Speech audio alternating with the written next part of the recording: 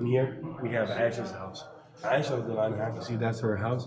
It was 6 by 5 meters, 30 square meters. So this is the room, and that's the courtyard. Subhanallah, Nabi Sallallahu, Aisha's house had two doors, the front door to the masjid and the back door to the city of Medina.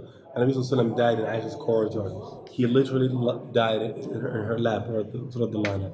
So when she was crying, she was screaming, and the bees did, the Sahabas in the masjid, they could hear Aisha crying.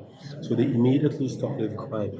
Umar was dealing with the companion saying, by Allah, Nabi is not dead. He is with Allah subhanahu wa ta'ala. He will come back and kill all these hypocrites. At that time, Bakr was outside the city. He was running some errands. When he came to the city, he saw the people crying. He knew that something was up. That's obvious. These people are crying, so something is up. They told him that the Nabi Sallallahu Alaihi Wasallam had died. Nabi and Bakr were friends for over 50 years. Like he was the Prophet's best and closest friend. So losing him, that was really tough, that was really hard, but he dealt with it because he knew it was from Allah subhanahu wa ta'ala. He came to the house of Aisha radiallahu anha, he uncovered the Prophet's face, he kisses his forehead, and then he said, oh, Ya Rasulullah, you are pure in life and you are pure in death, Ya Rasulullah. Oh, Ya Rasulullah, I will sacrifice my father and my mother for you, Ya Rasulullah. And then he walked into the masjid. In the masjid, Mardan was crying, he was yelling, saying, whoever says in the beast that I will cut his head off or will kill him. Abu Bakr radiallahu anhu, he realized that responsibility. He knew that the Sahabas needed help. So he stood on the member of Nabi Sallallahu Alaihi Wasallam and he asked all the Sahabas to gather around him. And then he said, all people, whoever worships Muhammad, let him know that Muhammad has passed away. And whoever worships Allah subhanahu wa ta'ala, let him know that Allah subhanahu wa ta'ala is ever living and never dies. Umar immediately, he immediately dropped his sword. He says, it's like this is the first time I hear this ayah, and subhanallah, and that's when he realized that the Nabi Sallallahu Alaihi Wasallam had really passed away.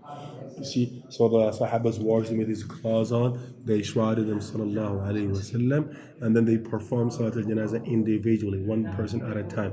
And that took them days. And Nabi died on Monday, but he was buried on Wednesday. Wow. After Aisha radiallahu anha, she didn't move out to the house of the Prophet. She spent the rest of her life in the same house. She used to sleep on the bed of Nabi next to the grave. Even after the death of her father Abu Bakr, she would do the same thing. But after Umar's death, she made a partition. You know why she made it? Because Umar is not related to her. That's true. He's not mahram. So every time she wants to go in there, she puts on the hijab first, and then she goes in there to give son to the Prophet and her husband and Nabi. And that shows how respectful and how noble she is. So ladies do ziyarah from here. This is the masjid, the Rawda. And men, we do ziyarah from here. These are the golden gates. So Nabi is the first one. He is on the right side, sideways, and the face is the Qibla. So when you stand before the golden gates, you're actually facing his face. Abu Bakr radiallahu anhu is further down from the Prophet's shoulder all the way down. Amar's grave from the shoulder all the way down. The Sahabas made it that way out of respect. Nabi, Abu Bakr, and Umar. Okay? Aisha radiallahu anha had a room and a courtyard. Yes. The graves of Nabi, Abu Bakr, and Umar are in the courtyard, not in the room.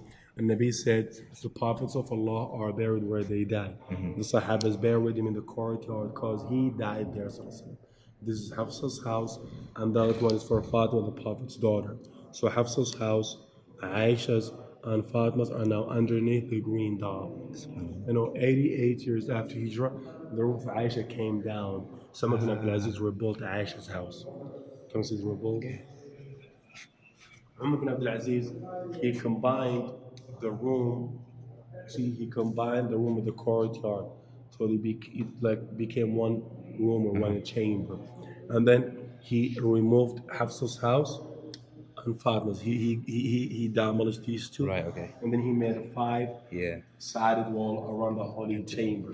He didn't make it a four-sided wall like the Kaaba because he was afraid that the people might have the concept to walk around.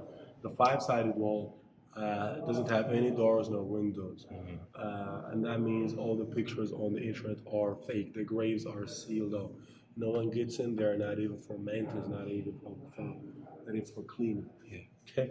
And then, like 800 years ago, Abdullah Bieber made another wall around the five-sided wall. He made it to protect the five-sided wall.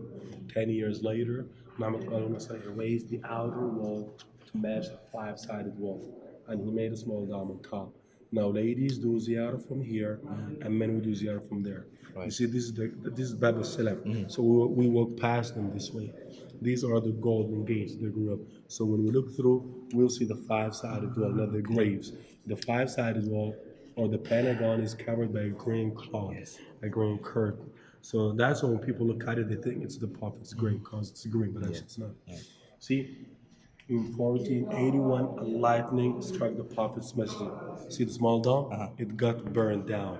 So, a group of people were chosen to go in there to clean up the holy chamber. Those people were the last people to see the graves.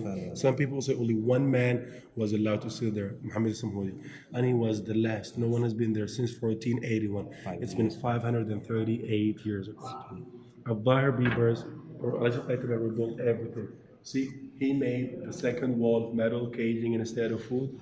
He rebuilt the small dome. He made it of flake so it won't be burnt again. This dome is still there, but we can't see it. Any idea why? The green dome now covers everything. So the green Al-Ashraf Qatabai built remember the blue dome? It was silver, so he made it on top of that. Right, okay. See, that's it. Then the Turks made it green in 1839. Now you can look through these windows and you will see the five sides. See, you can look through. Yep. See, that's what you see. See, you can see the wall, right? Okay. So that's what we see when we look through. Okay.